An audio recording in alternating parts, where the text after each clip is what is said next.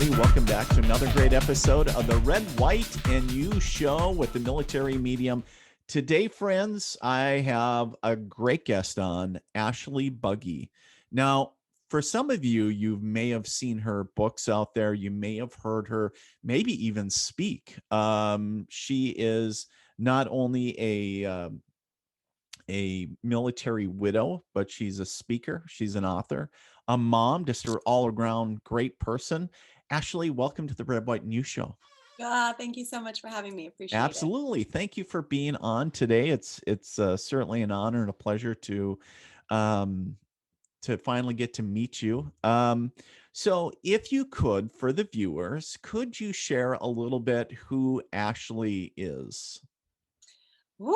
All right. Loaded. Started off with a loaded Yeah. Wait, question, how right? long is this podcast? Right, How right, much time do I get here?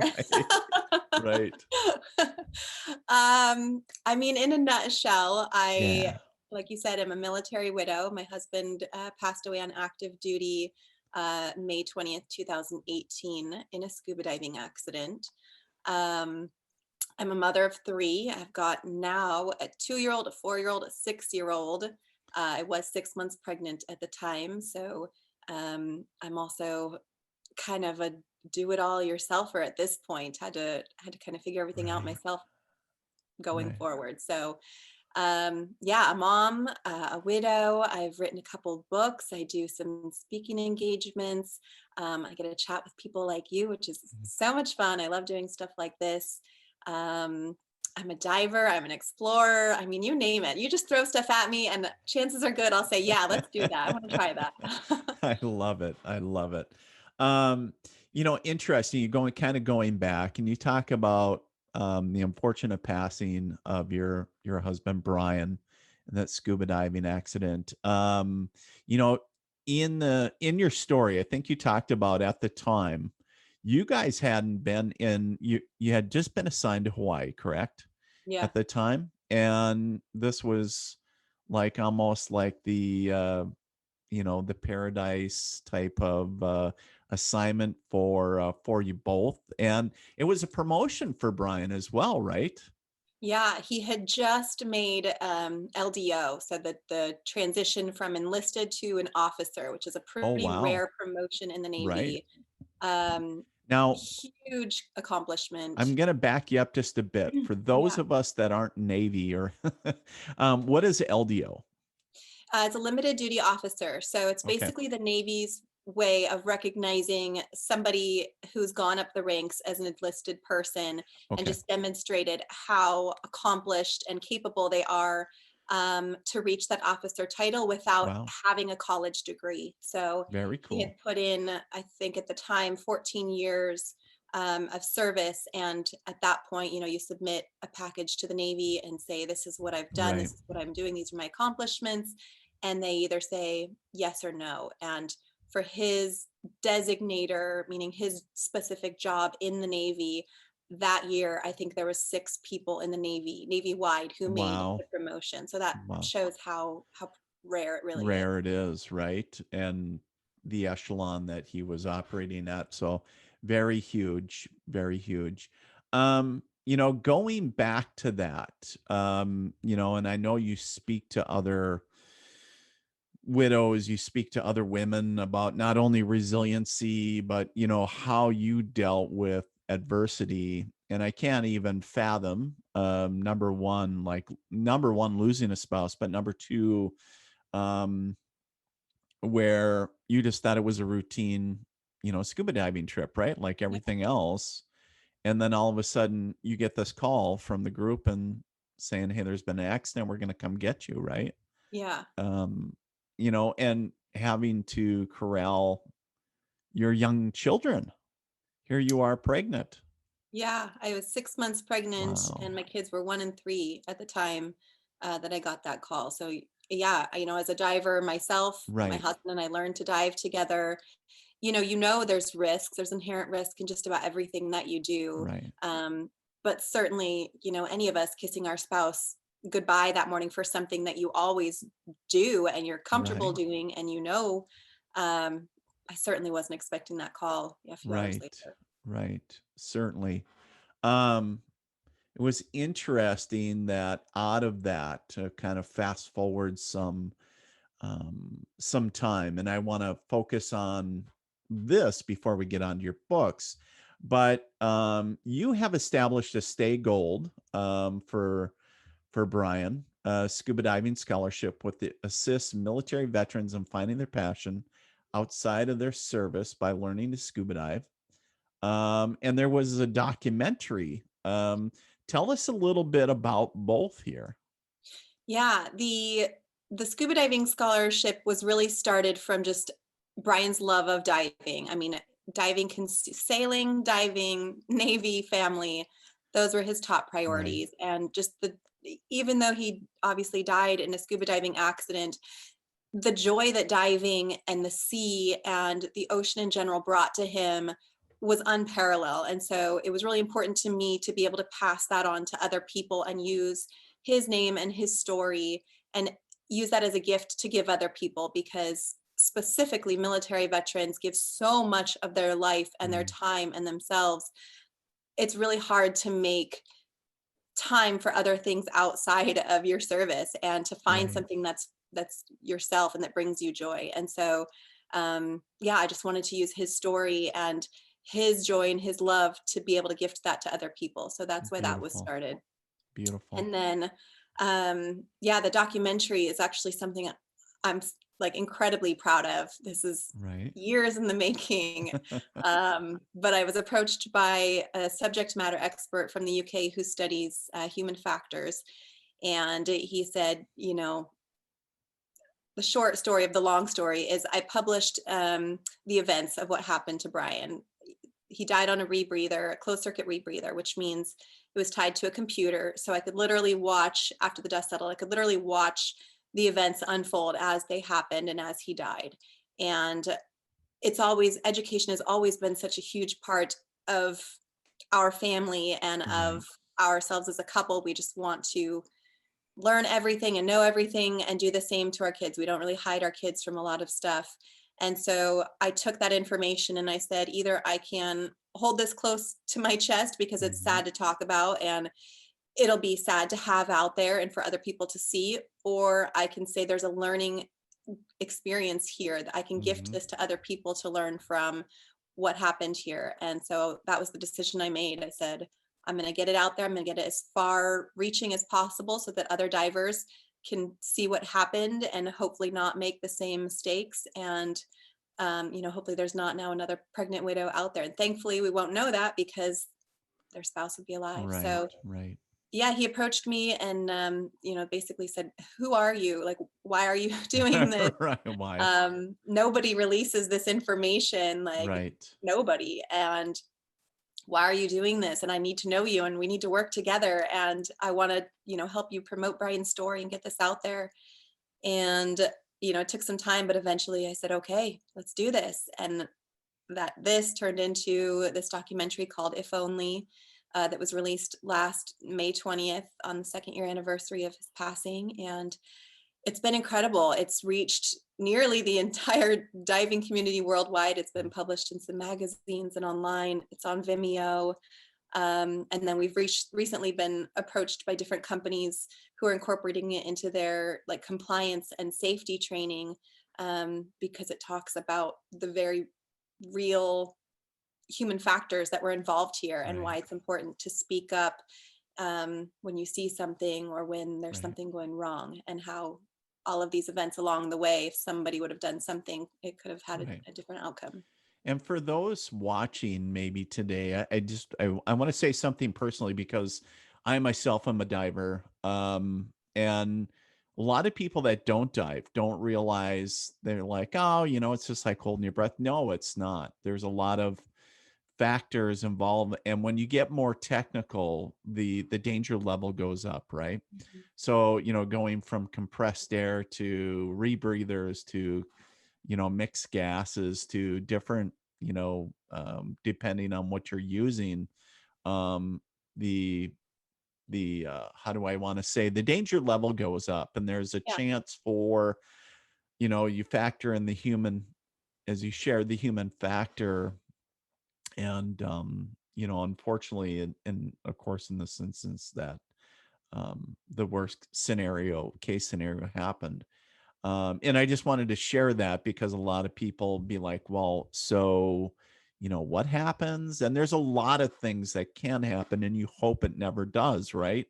And first off, I want to say, just really commend you on the bravery, number one, about coming to peace with, or at least coming to terms, maybe that would be a better word, with everything. And willing to share that and saying, that really sucks. And I don't think it's fair what happened to Brian, but guess what? Let's use this tragedy and turn it into something positive and educate others so it doesn't happen again. Yeah, really, I mean, if I'm really honest, the real motivation at the very beginning was I was not ready to not hear his name every day. So I was looking Mm, for any and every yep. project out there that I could work on where I could talk to people about him. I could say his name, I could tell stories, I could share experiences, and whoever would listen to me, I just wanted to keep talking about him. Mhm. That was the main motivation. And then, as time went by, I saw the value in really sharing the stories and for other people to learn from them and to have access to them. And it's just kind of evolved over time from there. Right. Well, we're already kind of talking a little bit about your book. Always Coming Back Home is the name of it. An emotional tale of love, adventure, tragedy, and hope. And that came out in September, correct? September Yeah. 2020. Mhm. And which is a number one release on Amazon when it came out. Share with us a little bit about that. I know we've already been talking a bit about it, but it really takes you through you guys' story, right? Kind of getting assigned to. I remember one of the aspects, and I want to share with you, is when you were talking about, I think you were sharing a memory of previous assignments or, as a military spouse, which I think is an interesting viewpoint because a lot of people don't hear that. They always hear about the military member. They typically don't hear from the spouse that's serving. And one of the things that I remember and in it was the little sign that was hanging, I think, when you guys arrived. And for some reason, some odd reason, that's still sticking in my mind. I'm like, and of course, I remember other big chunks, but I'm like, Yeah. that's one that showed up. But if you would kind of take us a little into the book and give us a synopsis of that. Yeah, yeah, that sign, "Ikomo Mai" is what it says, and we had it hanging on our front door. And actually, I was just in Hawaii this past month. I took my kids there for the month of December, and we went to the Navy Exchange to buy gifts coming home. And I saw another one, and every time I Oh, see it, it's just kind of like, oh, it's funny at this point. It's like charming and sweet, sure. but yeah, we And had this and wooden and, sign. and what does that mean? It means welcome in Welcome. Hawaiian. Okay. Ikomo Mai, like welcome, enter, just Sure. like a happy greeting. Right. Um, Very but cool. yeah, that was a funny. It kept falling for those who haven't read the book yet. Every time you close the front door, the wooden sign would fall off the door, and this little palm tree on the left hand side would fall off. And we were just. It's not that we were too cheap. We are just too lazy to go to the exchange and get a new one. So we just kept gluing it back on, and yeah, One of but those it's things. by my front door here actually now. When we moved, Oh, I we moved love to it. Northwest, and I have it hanging by our front, not on the front door this time, but by the front door. Beautiful. Beautiful. Um, Um, oh, go ahead. Go ahead yeah. and So to take you through the book a little bit, it's mine and Brian's basically our love story, start to finish. We met, when I was 19, he was 20, dated, I decided at that point I was not ready to get married and be a military spouse. He was going to be joining the service at that point, and we went our separate ways for almost 10 years.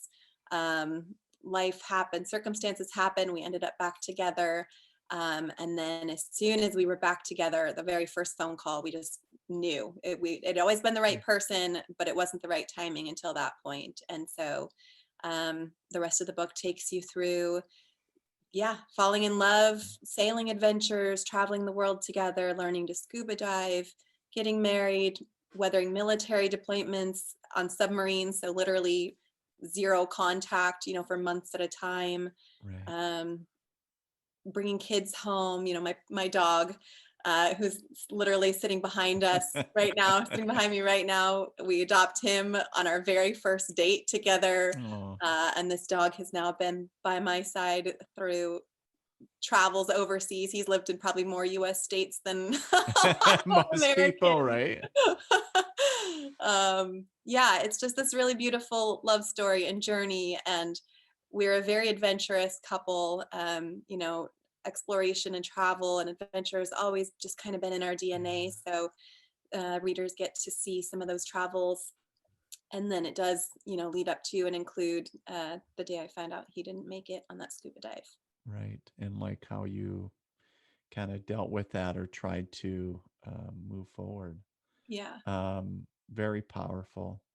And then the following month, you had a double whammy this past year. And let's see if I can remember a hui ho. I can't even say it until we meet again. How did you say it? I can't even. A hui ho. A So in hui ho. Hawaiian, There we go. you There never we go. say goodbye. Hawaii, you don't say goodbye. You say until we meet again. You say a And hui ho. oh, there we go. A Yeah. hui ho. And basically this is a book so the kids could understand, right? Of the passing of Brian, Mhm. right? And could you share with us a little bit about this? This how do I want to say a kids more uh geared towards the children. Yeah, it's so when Brian passed away, obviously I was in my own state of grief. I didn't know how to process what was happening. There was so much going on, with following his death. I had to arrange a funeral. I had to arrange organ donation. I had to decide if I was going to stay on the island and have my baby or move off.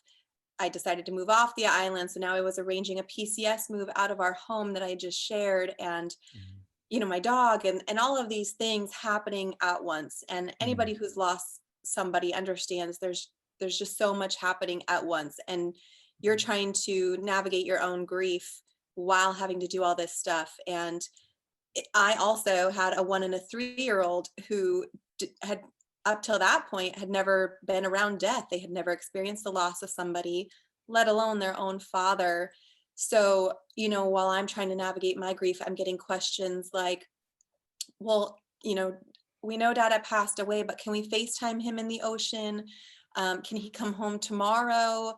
But mm, I'm sad and I miss him. Why is grandma here? Oh, she brought me toys. Look at this new toy. And just so many emotions. And so I was looking for tools that would help me work through this with my kids, because I didn't know how to do that. I didn't know how to right. coach kids through grief. And there was just nothing out there. There was, religious books. There was books by psychologists and other people, telling kids how they should feel. But there was nothing written by a child saying, this is how I Mm, feel and this is what I'm going through. And so just a really realistic scenario and look at a child's grief in losing a loved one. So that's how a Hui Ho was born. It was, we're living this. We have the resilience and the dexterity to do this. right. Let's make this happen. And so I asked the kids if they'd be on board to write a book for other kids who might potentially go through something like this. And they said, well, really real. They said, Mama, we don't know how to write yet. And I said, well, I'll You type gotta it. love You tell kids. your story, I'll type it. You gotta So love kids. They just tell you how it is. Well, we don't know how to write yet. yeah. So Um, yeah, together we shared their story. I wrote down, everything that I had experienced, mhm, them going through, and I asked them questions, and what they felt and what they remember. And yeah, now it's out there, and it's really just a tool for kids to see someone who looks somewhat like them, who has gone through right. something tragic, and to see the sights and hear the sounds and the words used. Um, it's just a really powerful tool. Right, right. Beautiful, beautiful. So I have to ask you, you were pregnant at the time. That was um about 3, 4 years ago, right? So everything Yeah. is about May will happening. be his Okay. 3rd year anniversary will be o- May. So my Okay. daughter's 2.5 right now. Okay. So how do you, and 2.5 is still really young, but obviously Brian's memory is still part of the family and that's still there. How, how do you share that with, with your child that has never physically, met her dad? Yeah. Um, I mean, really, with all the kids, we talk about Brian every day in this house. I've got pictures of him everywhere. There's pictures of the kids and him in their rooms. Addie is my youngest. Obviously, I don't have any pictures of him with her, but she's got pictures of him hanging in her room. And she's got this picture of when she was born. I held this picture of Brian basically over my chest. And when they put her on my chest, so now I have a picture of her holding this little picture of him, and I've got that in her room, just Oh, like the closest right, thing that I'll ever have of a picture of the two right, of them. But because we talk about him all the time, and everything that we do as a family is really based on the life that we lived together right. before he died. So the kids share stories. We watch home videos, I don't know, a few times a week of him, the Sure. kids laughing, every milestone and event, birthdays, things like that. We're looking at stuff. So she definitely knows, oh, that's Dada, but Right, she doesn't know, oh, Dada died before I was born. That'll come right. later. Later. Right, Yeah. right. Always a challenge for sure. And how not only do you show up personally and deal with that, but you're adding a new dynamic as a parent. Like, how do you even deal with that, right? And can certainly be a challenge. So you do a lot of other stuff then, right? I'm looking at your website. I'm on your website right now, checking out. So you do all kinds of workshops on resiliency, helping kids bounce back, teaching children to cope with uncertainty, helping adults and people. I love that success is not final, failure is not fatal, and the courage to continue is what counts. So, or it is the courage that continues that counts.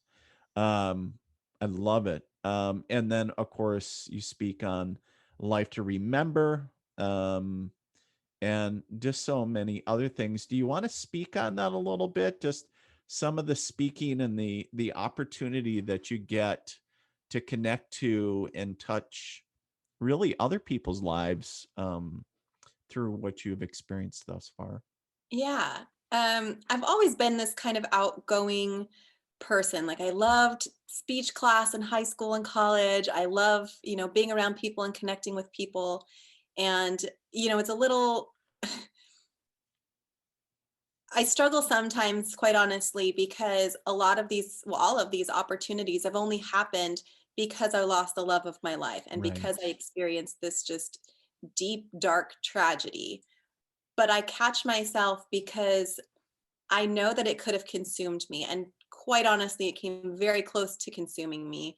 And at one point, I just kind of came to this T in the road and I said, either I'm just going to let it take me and this is going to be it for me. And I can't go on any further, or I'm going to. I think actually Travis, somebody once said, you know what, you embrace the suck, and that's awesome. Right. And so Right. Right. I made that decision that I'm just going to embrace the suck. I'm going to say, you know what, this sucks. I wish that this didn't happen, but the reality is that it did. And if I want to move forward, then I need to just change my mindset and I need to say it happened and what am I going to do with it?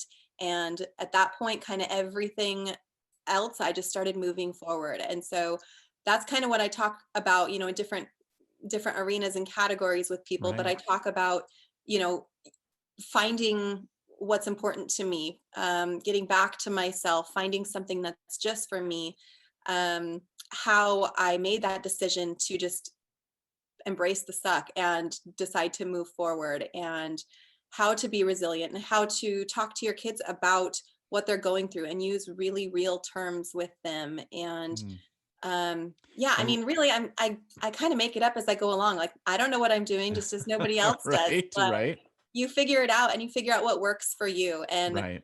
I honestly think that's kind of why um, people are drawn to me, I guess, is because I'm just very real. Like, I've got 3 kids downstairs who are honestly probably fighting with one another right now. I've got, a cup of Sure, coffee getting cold. Like, I'm a parent, I'm a mom, I've got a real life going on. And so does everybody else. Like, none of us really know what we're doing. But right. if we are open and we talk about it and share these stories, then it really does like build each other up, and we really can learn from one another. And so that's kind of what my workshops are about, are just, this is who I am, this is what I've been through, this is what I did when that situation was thrown at me, and this is the tools that I learned, and this is what I want to pass on, to hopefully inspire you guys to do the same. Awesome. Awesome. I love that.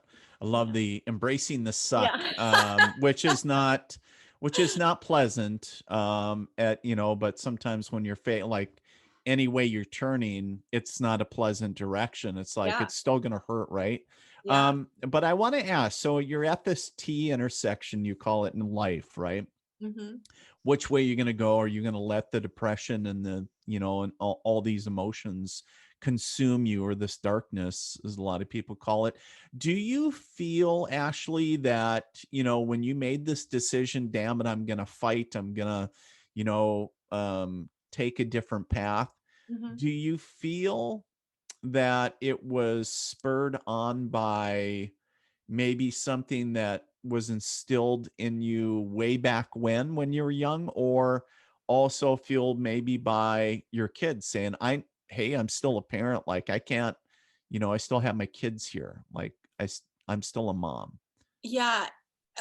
I don't know the answer to that, Mm, honestly. I think when you're in that darkness or in that state of sure, depression, you could care less what's going on around you. I sure, didn't care that I had 3 kids that needed me, one of which was a newborn baby. I didn't care that my family, I knew I had family and friends who were there to support me. I right, didn't care, because all I felt was that sadness, and I just right, didn't want to feel that sadness anymore.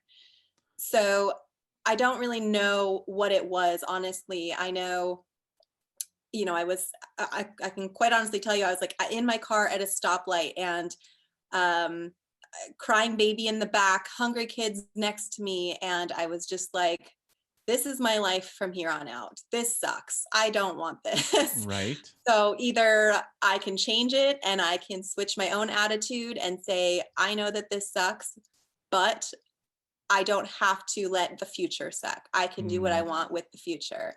Or I could just, do whatever. And so it was at that moment that I was just like, take a deep breath. I can do this. I've got this. It's within me. The worst that can happen is I fail.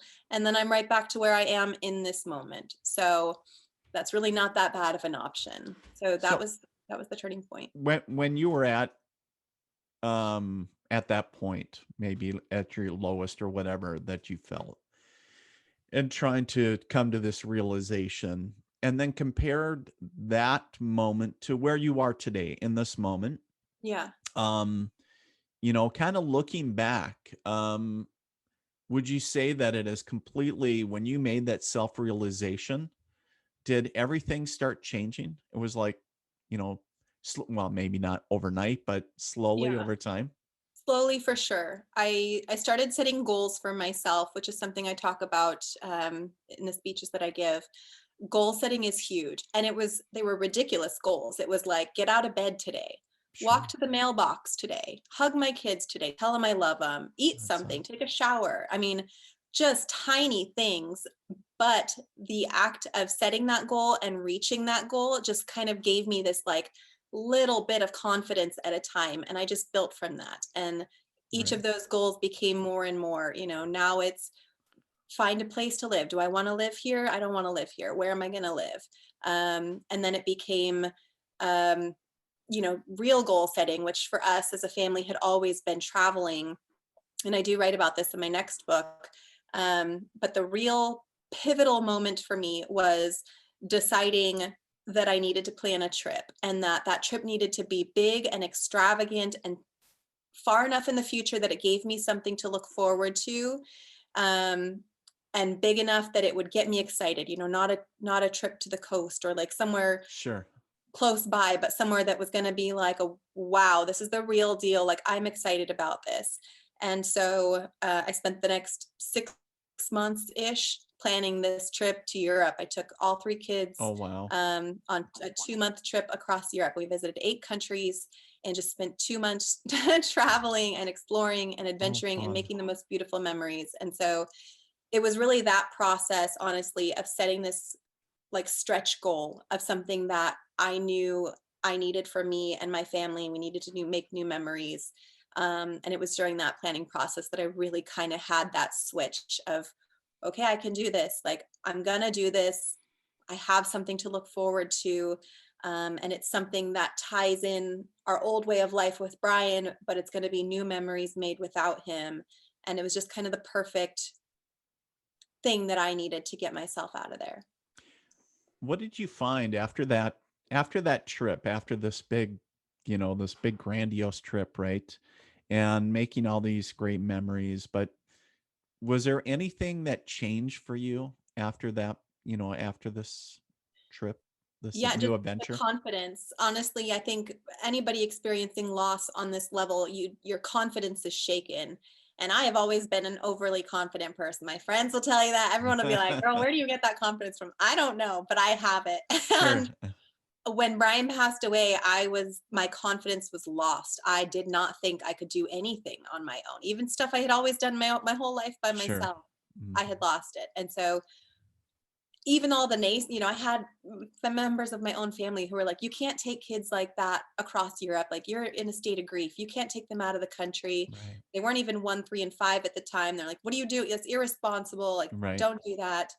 I had a lot of people who were like, that's amazing. Do it. Yes, you need this. Yes. But, even just those few people who were like, that's a bad idea. They really get to you. Yeah. And yeah, just doing it and saying, you know what? I don't care that this isn't how grief is normally done or how it normally looks. This Mm. is how we're doing it in our family, and this is how we're getting through it. And so coming home from that trip and just saying, I did it. Said I Was couldn't or I shouldn't, right. and I did Right. it. And look at my kids now. Like my kids have at this point like 13 stamps in their passport. They've been in more countries than a lot of American Right. citizens. So just the confidence built from Right. doing something like that that's not how it's normally done was huge for me. Well, I was just gonna say, Ashley, you don't come across to me like somebody that doesn't put things in her terms, right? So you Yeah. always you come across to me as somebody that it's like, no, no, I don't think that's the way it's gonna come out, and Yeah. I'm just gonna rewrite that whole thing, and I'm just gonna do this. I don't care if you like it or not. Yes. Um, so I love that. I love that aspect about changing the narrative. I think that just speaks so powerfully because and I and of course I know you have 2 books but really I think that speaks to us saying if you don't like the way your life is going, pick up the pen and change the narrative, right? Absolutely. Do something different. I Yeah. think we get caught Mm. up in the way things are supposed to be or typically happen, or Right. we don't have this, I talk about professional athletes or musicians, people we idolize and are like, that's amazing. How do they do that? I could never do it. But the reality is that they started just where each of us are at, like not knowing anything about Right. anything and just making that decision to say, I want to try that. I want to see if I can do that. And that's the only difference between any of us and any of them is they made the decision to say, I'm going to go try that. I'm going to do it. And they did it. And so to me, that's the biggest takeaway from all of this is just any of us are capable of anything. We just have to make it happen for ourselves. And Right. it doesn't matter what, you don't need a ton of money. You could pick up running, you can pick up hiking, you can travel if that's your thing. I mean, I really don't think that there isn't anything that I can't do. I don't think there's anything that my kids can't do. And that's the life that I'm trying to create for us in our bubble is that if you want to do it, do it. We just have to think of the things that we want to go do. Right, right. I love that. I love that. That vision, or that, right, the forward thinking like that. I think it's so powerful. And sometimes I feel, maybe personally, maybe this is me, but sometimes we get so mired in our own things that we forget how powerful we are. We Mhm. forget um how, you know, we have the ability to rewrite our story, right? And just like when you went across Europe, and the naysayers, and really it's nothing about you, they were voicing their fears, Yeah. so they were projecting their fears on you. Hmm. And because really had nothing to do about what you were doing, it was, they would never do it, be like, oh Yeah. my god, what are you doing, are you Yeah. crazy? And so it's like, no, I'm not crazy, maybe you are, for so you'll never do it, but guess what, I'm gonna do it. And you did, and I think that's Yeah. what's so awesome. I want to turn the gears, or the a little bit, and talk about your blog. Okay. And then also, yeah, kicking up a little bit, you've also started up a podcast called The No Bucket List, Hmm. that was born from the desire to encourage and inspire others live their best lives. And then, of course, because that was always Brian's saying, right? No bucket Yeah. list. Like, Hmm. you live for, live your life now. Don't make up like, hey, when I get closer to death, or hey, I want to get these things. No, do it now, Yeah. right? Like you both lived, or you still continue doing that. And I think, which is Yeah. so powerful. But do you want to speak to those two?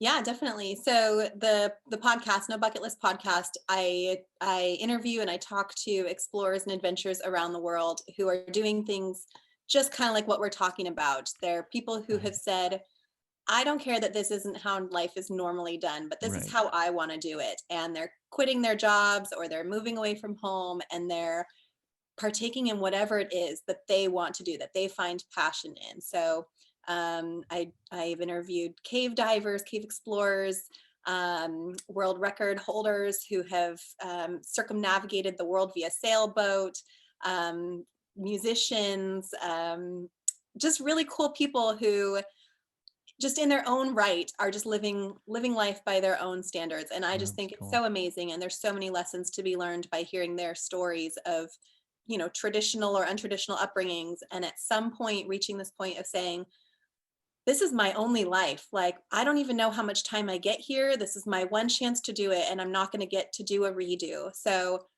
I want to go do this. I'm just going to go do it and see what happens. And the worst thing that happens is I'm going to fail and I'm going to have to figure it out at that point. Sure. But to Sure. me, the value is there of at least trying it, than wishing that I had. And so I'm just constantly inspired by people who are out there doing stuff. Doesn't matter what it is, just stuff.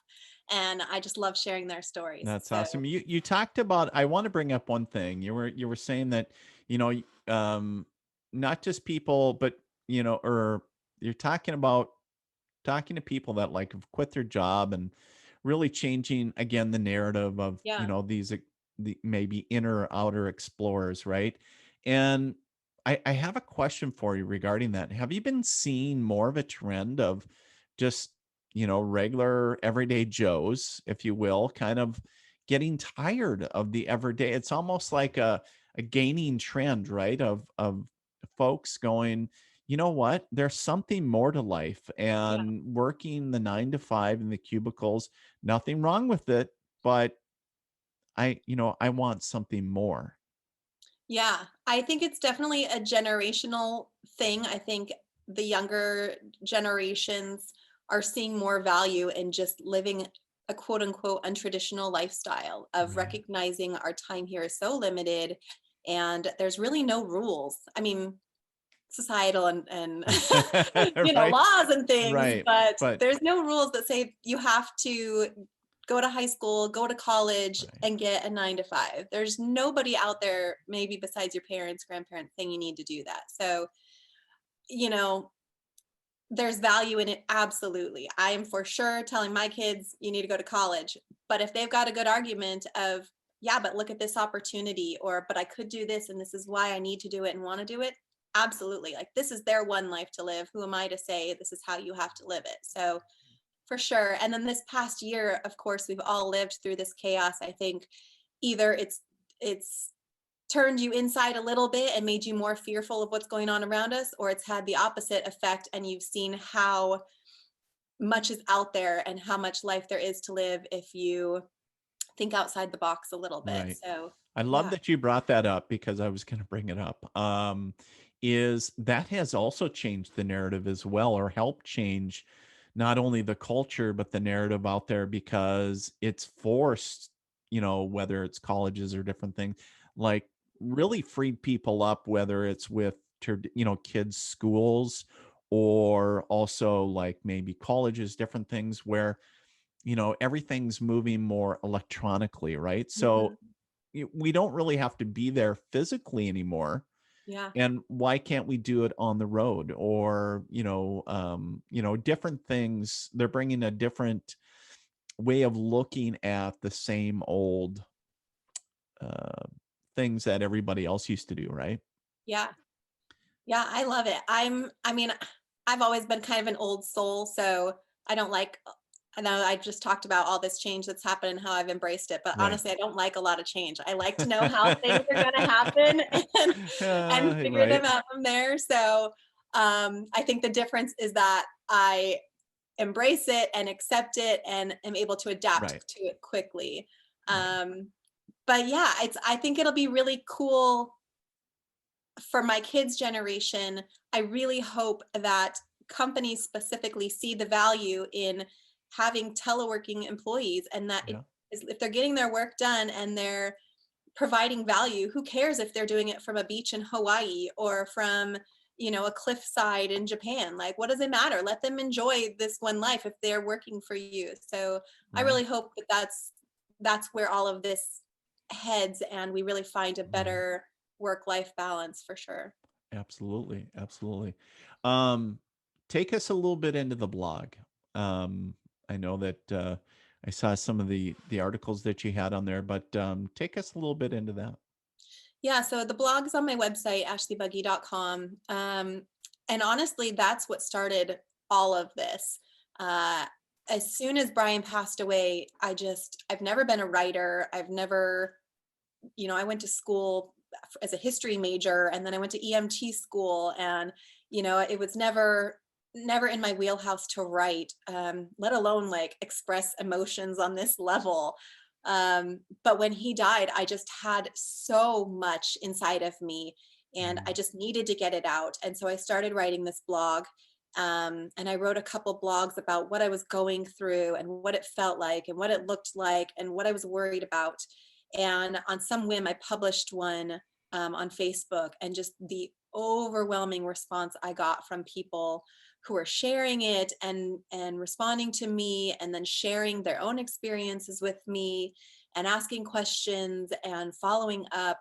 It was just overwhelming. It was just like, wow, these people are connecting with me. Like, I don't believe that anybody has ever been this sad in the history of time, but these people also believe that because of what they've been through, and we're just able to connect. And it just really kind of fueled the fire to keep sharing what I was going through and where I was at. And so I just kept writing, and they are just these really raw, honest, transparent accounts of what grief looks like and feels like. And, a lot of sadness, but also a lot of joy. And then the guilt that comes with feeling joy when you're in a state of grief, and Right. raising kids in the process, and the scary times and the happy times. And I just really write about, what's going on in my life in that moment. And honestly, like, as much feedback as I get that it's helping people and that they're connecting with it, it has helped me 10 times that, because I feel like I've been able to capture that feeling and that moment in time and get it out of me. And because it's been published, now I can kind of take the next step forward. And I know if I ever need to feel that way, or that sadness or that specific feeling, I can come back to it and read it, and I can relive what I was feeling in that moment. But because I've got it out of me, now I have the ability to take the next step forward too. And so it's just been huge, honestly. I know a lot of people read it, but for me, it's just a tool to process more of this grief. And No. to Absolutely. connect with people. Like the connections I've made with people and the stories people have shared with me during this process, I do not take lightly. Like I will keep those locked inside of me and in my heart forever. Like the amount of stuff that people have gone through. And I know what I've gone through obviously was tragic, but the stories that I've heard, like I can't fathom going through what other people have gone through. So it's just been an Sure. incredible process.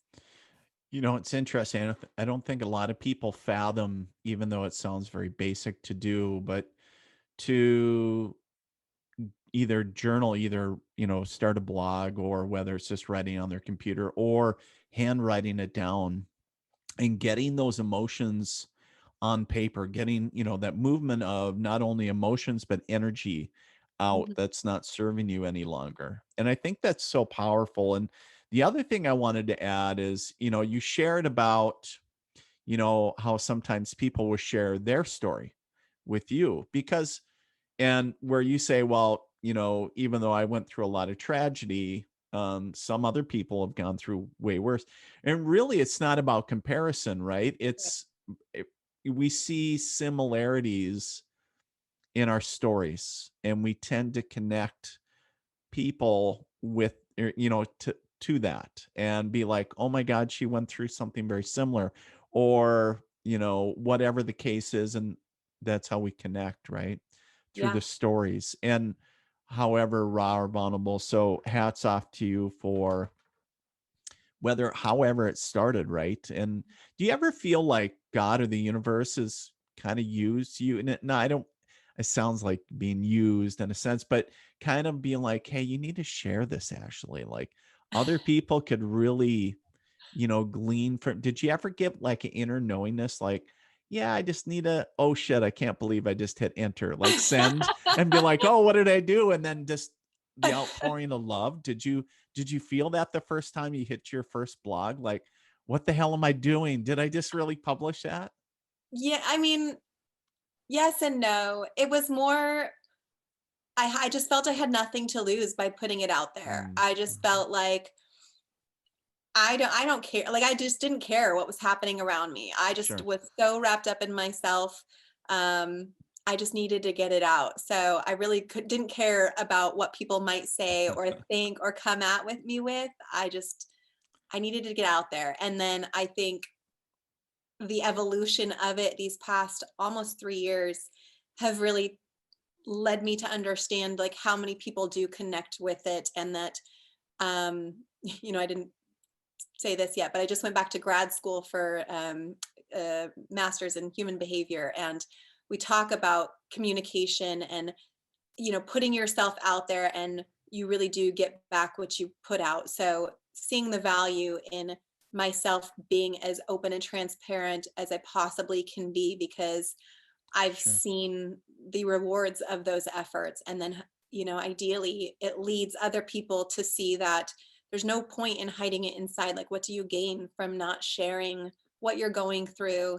Um, there's no reason for it. Like, let's all connect with one another, and then it doesn't make these subjects so taboo and consume you with these feelings of Mm, like I'm in this alone. right. So Right. yeah. Powerful. Powerful. Ashley, if somebody wants to get a hold of you, if they want to check out your book, your podcast, your blog, and everything else, going down the list here, I where know. can they do that? They can go to my website, ashleybugge.com, ASHLEYBUGGE.com, or find me on Instagram, ashley.buggy. I post about, pulling pranks on my kids. We're still in a massive prank war here. The travels that we do, like I said, we just got back for a month in Hawaii. We're always on the go doing something. So, yeah, my website or Instagram, Facebook, I love to connect. So, however you want to find me. Perfect. Well, my guest today, Ashely Bugge, thank you so much, my friend. And I really want to say thank you for sharing your light with everybody, but also, sharing your story, and sharing Brian's story with us. It's truly not only moving but healing. And thank you for what you do. Continue I shining your appreciate light. it. No, thank you for having me and letting me share this story, giving me a platform to share it. This is amazing. I really appreciate it. Absolutely. Anytime, you're welcome back. Thanks.